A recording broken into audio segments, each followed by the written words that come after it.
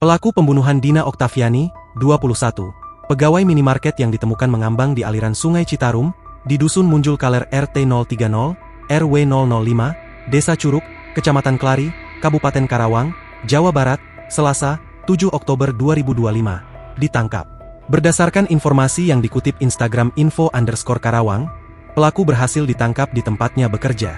Sosok pelaku diduga adalah rekan kerja korban yang sama-sama bekerja di minimarket. Dalam potret unggahan akun Instagram tersebut, terduga pelaku tampak mengenakan pakaian kerjanya.